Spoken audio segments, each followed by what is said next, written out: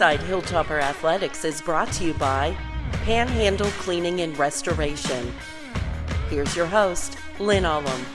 Welcome to Inside Hilltopper Athletics. We're back after a week's absence. I hope people noticed that we weren't online last week. The weather got us, school was closed, and we elected to postpone the broadcast for a week. But we're back now, and as always, we start our first segment with head women's basketball coach Kyle Cooper. Coach, thanks for joining us, and let's quickly talk about your week. Played two quality opponents.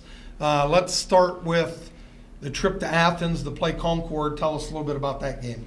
Yeah, it was kind of an interesting game. There was a lot of different, peaks and valleys to it. It was amazing how the first 4 to 5 minutes and the last 4 to 5 minutes just looks very different for us. I thought early we really were able to jump on them. I thought we got in a flow. To no surprise, they've got some players, they've got talent, and they play hard. They made their run back and kind of make it even going into the second quarter. We then kind of battle it out the rest of the way. We do take an advantage into the fourth quarter, so we're feeling good. But even though we were feeling good, that third quarter was very messy. So you almost had that feel like they had another run in them, and early in that fourth quarter they made it, regained the lead, and then grinded it out down the stretch. We weren't able to overcome. So obviously bummer to lose that one on the road. Thought it was an opportunity for us to steal one there, and it would have been a big win, especially seeing how much the middle of the pack of our league is right now. Yeah, a lot of parity in the MEC, and then you come off, you make that long trip, you come back, and then a few days later we host one of the nation's best programs in Glenville. Tell us your thoughts on the Glenville game. Yeah, I think, the biggest thing is you got to commend Glenville. You got to commend their new coach, their new roster, because they're starting to figure it out. It is not Kim Stevens there at the helm anymore, and we obviously know what an incredible coach and person she is, and she's experiencing a ton of success now, undefeated in league play at the Division I level at Marshall. But to Coach Stoller, you've got a young coach that stepped in, that's gotten the buy-in they need to start executing the system. I thought the biggest thing is when you look at the box score, it tells one story. When you look at the game, it's very different. Glenville kind of had to grind that out against us. As much as their system impacts what you're doing, we had a lot of self-inflicted turnovers. We're getting outside the pressure, we're getting the ball in the front court, and then we're just throwing possessions away. And when you do that against the Glenville team that can put it on you in spurts, we were able to hold that concept down, but they had enough of them, 4 or 5 in the game, where they make their patented 6 to 10 point to 2 or nothing run, and that's where the difference of the game was. So obviously not excited about the outcome going 0-2 last week. We have got to flip the switch. Had a great practice last night. We are into it. We got a big week ahead, and we're looking to go 2-0 this week. Yeah. Well, Kyle, as Coach mentioned, you have been kind of a bit of a gauntlet since you came back from the holiday break. I mean, you opened up against Frostburg, Fairmont, and Concord and Glenville last week. Yep. You've got Salem and Wheeling coming up. Just talk about the mental toughness that's required from your student athletes when they're asked to rise to these challenges, twice a week, week after week. That level of competition, how challenging is that? I think it's hard, and I think when you're not necessarily getting the outcomes, it becomes harder, because you feel it a little bit more. But I think the one thing that you look at is we've got a team that's still flying around, still having incredible spurts. It's just those couple lapses a game where the execution of the game plan isn't where it needs to be, and it costs us, whether it's a stretch of a minute or two here or there, or whether it's a stretch of a quarter, but the other 3 quarters looks really good. If we could find a way to get out of that mode and start to stack more consistency, we'll experience some of the outcomes that we would like, and there'd be some more joy for them. And that's all I want. All I want right now, and everything we're fighting for right now, is I know how hard that group is working. I know how many minutes some of them are being asked to play right now, as our depth isn't where we thought it was going to be going into the year, and we fight and we get after it, and I just want them to experience the joy of the outcomes they deserve, and I'm hoping this week is that week for us to kind of reset, get it, and then go into the back half of conference play as we start to enter that here. Yeah, and building off of that, when you're going through these little rough stretches, and every season, you have ups and downs and stuff like that, does it become more of, from a coaching perspective for you and Cassie and your assistants, is it like you're coaching more of the mental stuff? It's more about coaching Jennies and Joes than X's and O's? I want to say yes, but I think we do a good job, and we have such a tight connection with our program that we find ways to get through that stuff. I think since we've come back from break, that stuff's been really good, despite, we're not exactly where we want to be. I think for us, it's the constantly trying to give them the things that we need to do more consistently from an X's and O's standpoint to be successful. Let's stay away from this because it diminishes who we can be value-wise, both individually and collectively. Let's focus on this. Let's tweak the system. Let's have some hard truths and say, this is who we are. We've got to tweak this, that, or the other thing, and really focus in on what makes us good. And that's easier said than done because we all want it so bad. Right. And the next thing that happens is everyone's trying to make up for maybe a lack of an outcome or a bad stretch of a game, where now we're getting outside of our lanes. And that goes for coaches, and that goes for players, it goes for all of us. So it's trying to keep everything aligned through adversity, which is not an easy thing, but that's why we get charged with doing the job we do. Yes. I'm very fortunate to have veterans and leaders that are behind everything that Coach Seth and I and the rest of the staff are doing, and they know in turn we're behind them too. So, and again, we're taping this on Tuesday morning, so Wednesday night, let's take a closer look at the Salem team that's coming in here. And, they have been playing better of late, and they even threw a bit of a scare at us earlier this season. Yeah. We were over there, and they made a nice late run to push the game into overtime, and we were able to pull it out. What are some of the specific challenges that Salem presents coming in here tomorrow night? I think they've got size, and they've kind of got a unique style of play. They kind of it's motion based, it's dribble drive. They do run a lot of stacked actions from a horns look, from a ball screen look, so on and so forth. So they're going to throw a lot at you, and they have some players that are talented. Meaning, like, you've got to really step up and guard people, because they're a team that if they start to feel comfortable in what they're doing offensively, it's amazing how that shifts the narrative of the game for them. They are not a team you can give in a bunch of step-in shots. You've got to get up, you've got to work, and that's what we have to do. We've got to get into that game tomorrow, and early in the game, we've got to set a tone that everything for them offensively is going to be earned, because if it goes the other direction, much like you saw in some of the recent games, including Charleston, where it's basically tied up at the end of the third quarter, Charleston has to grind it out in the fourth. You're looking at a team that really can be dangerous, and records go out the window when they start feeling good about themselves. And then just finally closing out the actually starting a new week, because we're playing Wheeling special Sunday afternoon game here inside the SRC, and you spent some time as an assistant at Wheeling before you came up here to West Liberty, and how did that experience down there at Wheeling University? How do you think that impacted your coaching philosophy and how you do things now?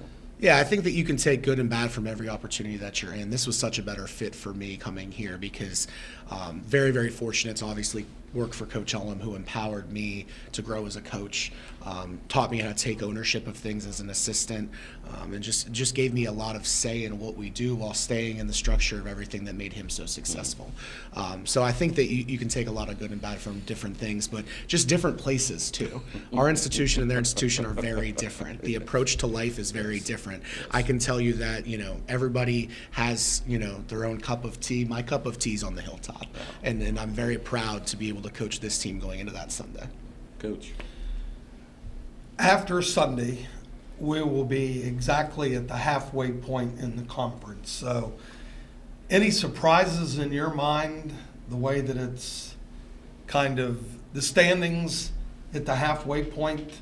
What do you expect in the second half? I think it's going to continue to be wild. I think that there were some teams that stole some games that maybe they're not supposed to be favored in early on, and I think it took some teams a little bit longer to settle in than maybe you anticipated. Whether you're looking at West Virginia State preseason 1, at times they were up and down early. Now they're figuring it out. Charleston, same situation. You have to give hats off, though, to Fairmont, because they've been the most consistent. They haven't had a whole lot of self-inflicted moments. That's why they're top 15 in the country. That's why they're sitting atop our league. And then you've got Sunday. We got Wheeling coming here to the Hilltop. Wheeling's done a phenomenal job of doing the same thing. They have not had moments where they've cost themselves a lot of games, and they find themselves in a great position. But we know, sitting here today, that if we can go 2-0 this week, Salem obviously not a conference game, but Wheeling being a big conference game. We'll be sitting at 500 and right there in the pack with a group of other teams that are all sitting right around 500. And that's where we need to be so that those last 10 games, and as we finish out February, we can get into this thing and throw our own punches and make a run. One of the things that Don and I talked about on the air the other day is at Glenville, they're not where they've been just because they made that adjustment at the beginning of the season and they've already lost 4 or 5 games. Sure. And for Glenville, that's a season and a half worth normally. Right. But one thing people forget, Gannon's lost 1 game on the entire season. Right. Who was that to? That was Glenville. So our league does have some talent. We're at the halfway mark, and it'll be interesting to see how this shakes up. Yeah. But thanks for joining us. That's going to wrap up this segment of Inside Hilltopper Athletics. For all those who are out there watching, don't forget, we're at home this week, Wednesday night, normal times, 5:30 and 7:30. But please mark on your calendar, West Liberty hosts the MEC Wrestling Championships on Saturday, which have pushed to basketball games, the matinee on Sunday. But, Coach, good luck this week. Thank you. We'll see you in a week. Yep. Disasters happen. Pick the team that takes care of them all. Powered by offices in Wheeling, Morgantown, and Pittsburgh, Panhandle Cleaning and Restoration is ready to handle any size emergency at a moment's notice. We have the right people, knowledge, and equipment to respond 24 hours a day. I'm Kyle Cooper. When disaster strikes your home or business, tell your insurance provider you prefer the restoration company the Hilltoppers call, Panhandle Cleaning and Restoration.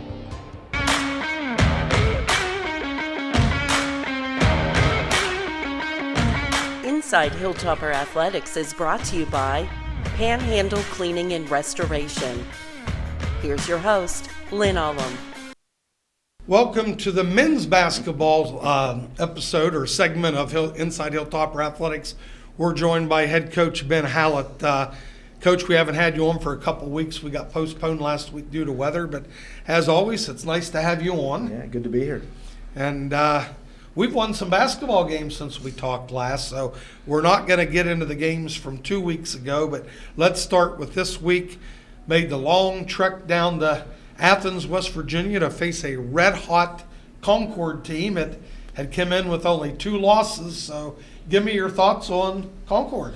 Yeah, I think that trip's caused us some headaches in the past, and first off, really proud of the way we focused and the way we prepared going into that game. We went up the night before, and we're usually just a team that travels the day of. So we went up the night before, had a really good practice the day before we played, and had a good shoot around. And I thought we played 32 good minutes of basketball in that game. It's kind of funny. I was just watching that game and watching the tape there, and did some really good things there, especially in the first half. We got out to a 20-point lead there. That's hard to do against a really good team in their building. And again, started the second half, did some things on characteristics and got outside of our element and let them back in the game. But I thought we showed a lot of maturity and didn't panic, and eventually came out with a win against a team that was tied for second place in the league and probably going to be ranked in the region. So really good win on the road for us. Yeah, great win. So going into the game, what was your biggest concern, and then how did that work out? Rebounding. They were the number 1 rebounding team in the country at that point, and I don't remember the exact number we out-rebounded them by, but I thought we did a really good job, and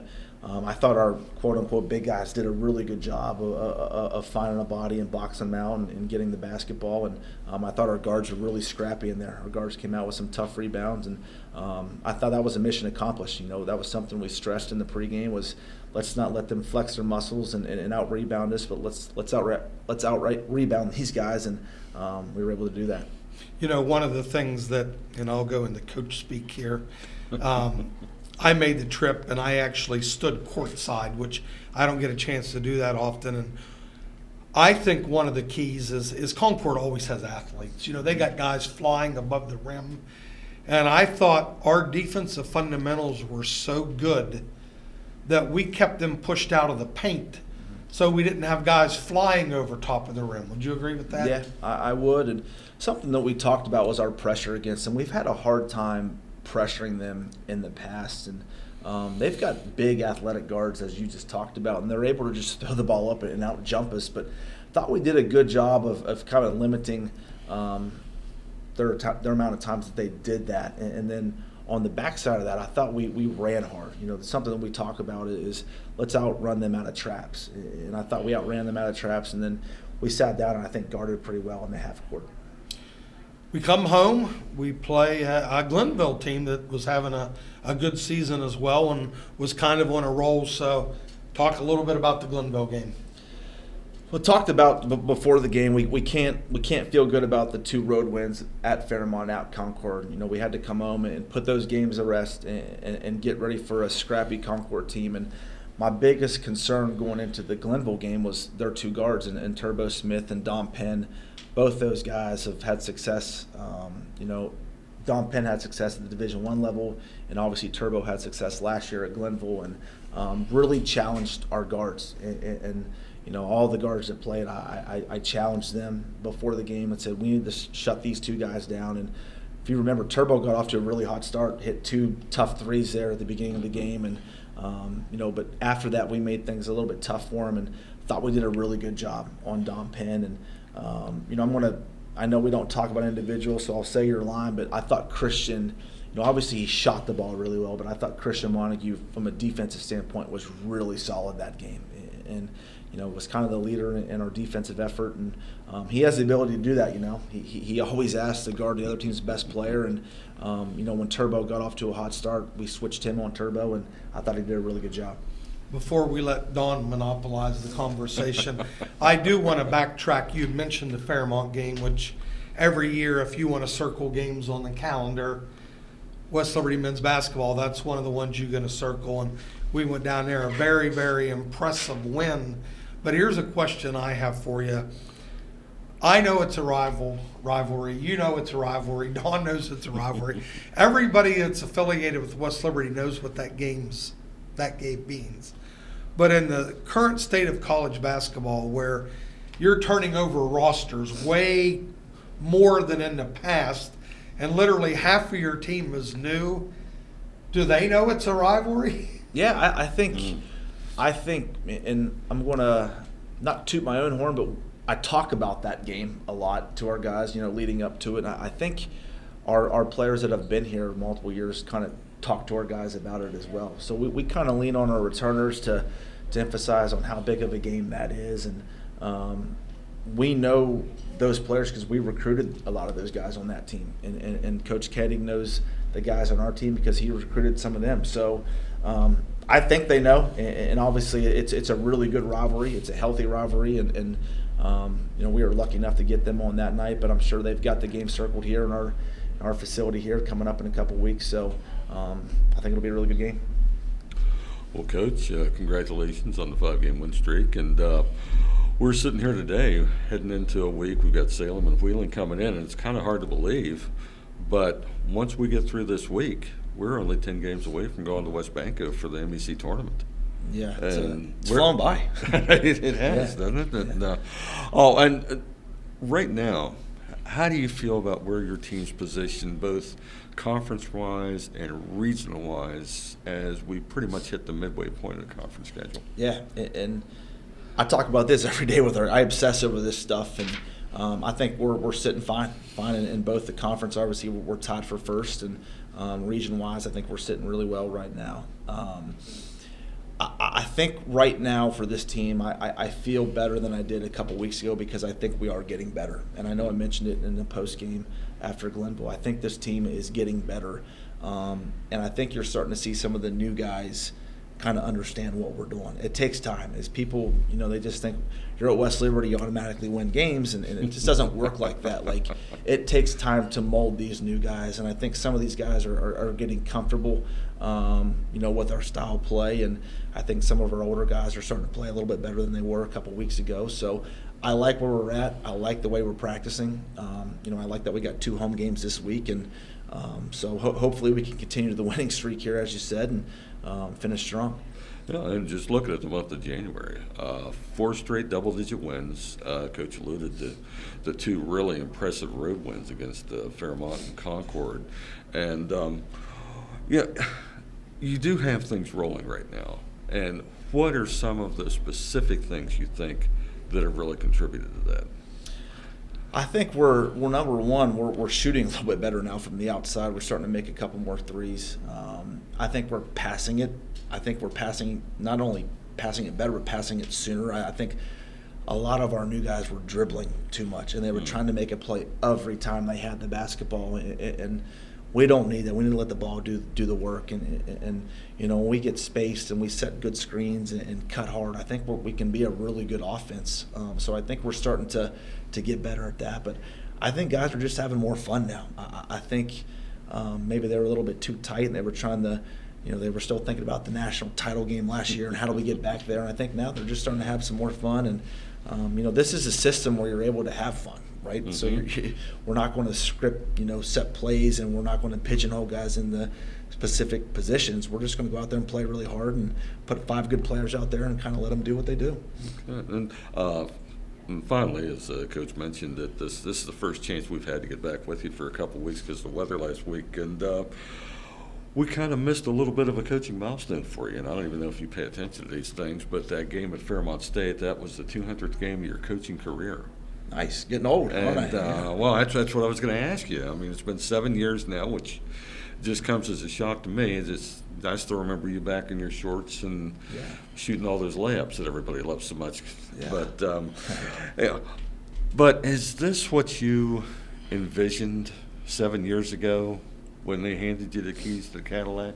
Not really. No, I was that first year, and Coach Huffman loves. Like, I was just so nervous. Like, at every game, I was a nervous wreck, and Coach knows I was a nervous wreck before every single game. So I really didn't like stop and enjoy it. But like, I tell you, like, we've actually exceeded my expectations here, just as far as the winning aspect of things. And I think when you get a taste of winning, you want to win more. Mm-hmm. And you know, luckily we have won the majority of our games, but I just want to keep doing this and keep doing it the right way, and keep getting guys in here that want to be a part of a winning culture. And it's just been a lot of fun. It's been a lot of fun, and you know, certainly we're not going to be done yet, but like, this has been a really good ride for us. And this year's team, I feel like our ceiling's really high. I feel like we're not there yet, and I feel like we're getting there. And it's really fun when, you know, maybe at the beginning of the year, and we went through that lump where we lost a couple games, and you know, felt like the sky was falling on us. But now, like, we're out of that, and things are getting better, and it's just a lot of fun to see these guys have, you know, fun themselves. Absolutely. See, one of the things that I like, and I'll steal that term from you, the sky is falling. And of course, I've been around you for a long, long time. And I think one of the reasons you've been so successful is you do think the sky is falling.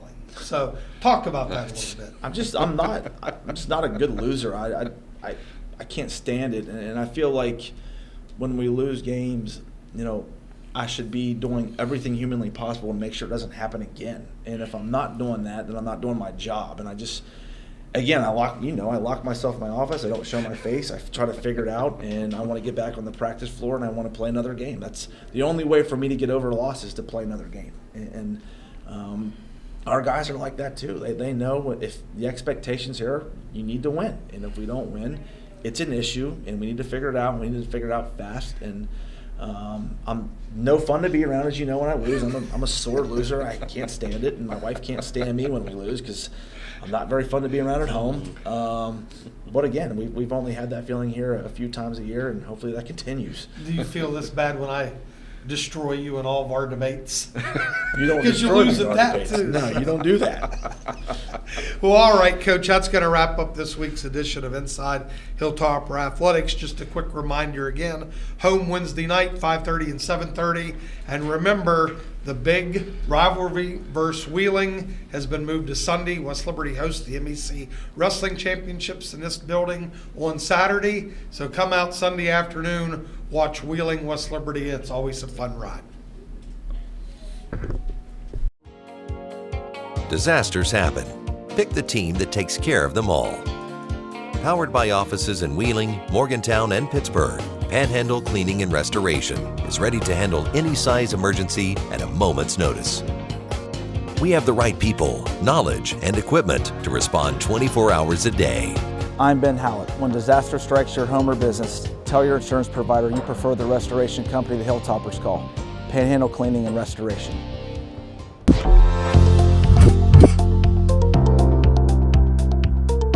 My name is Hannah Salonica. I'm a senior in the psychology program here at West Liberty University, and I'm going to take you on my day.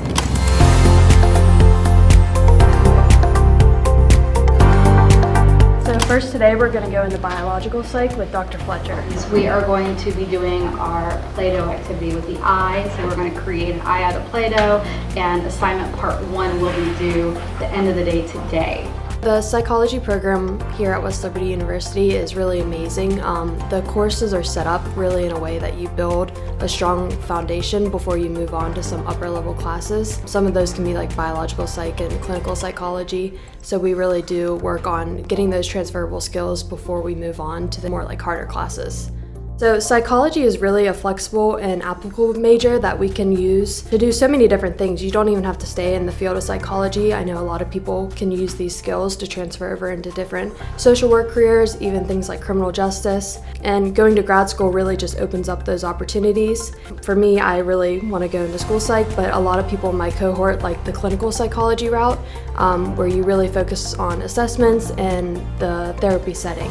And our school here at West Liberty has a grad program where you get your master's in clinical psychology, and when you graduate you get to actually work as a licensed doctoral level psychologist in the state of West Virginia. So today we're heading back into biopsych, where we're actually going to be dissecting cow eyes today.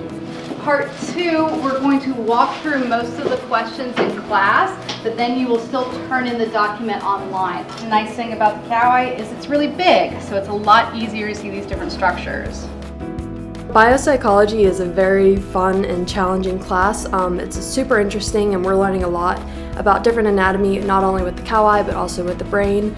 And we did do a Play-Doh dissection before we moved on to an actual cow eye dissection, so we were able to use those skills on the Play-Doh and then transfer them over to the actual anatomy dissection. And this really connects because there's a lot of malfunctions and different disorders, not only with the eye but also with the brain. So being able to identify those specific parts, we're able to use that to then learn about the different disorders that are affected in those areas. So when you're a senior, you go through a practicum experience, which is a internship of about 100 hours, as well as some classwork that adds up to like 35 hours. I decided to do my internship at the School of Bright Promise, where I get to work with a BCBA, which is a board certified behavioral analyst, and I'm on her behavior management team, where we work on responding to different crisis behaviors with the children. But it really is awesome because I get to work with kids. This is something that I want to do with my school psych masters that I want to get, and it also helps just really prep for the future and get hands-on experience of applying these psychological principles we're learning in class and applying them into the real world. So today we're heading to canine cognition with Nessie. Timing has to do with the conditioned stimulus being presented, and it needs to happen before or at the point that the behavior is occurring. So one of our special topics class is the canine cognition one. This is actually a new class we just added that students can take for a psych elective, and we really go into a lot of the biological functions of a dog from their birth up until their adult life. And we're also learning different skills like training skills, as well as some first aid that we can actually use on our own dogs. So it's a really fun class.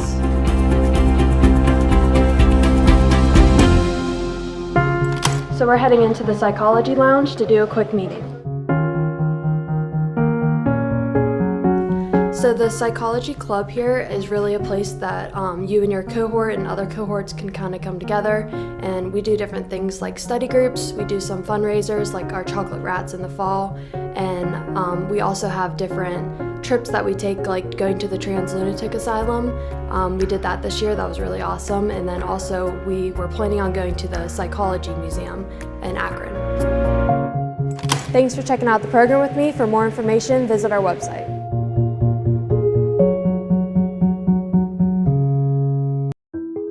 From humble beginnings in 1837, West Liberty University has been home to thousands of students. Whether you're a recent high school graduate or looking to complete a college degree later in life, starting your educational career at West Liberty University will be the catalyst for your future. This is a place where you will discover who you are and where you belong, surrounded by lifelong friends and a supportive faculty and staff. Start your journey home at westliberty.edu.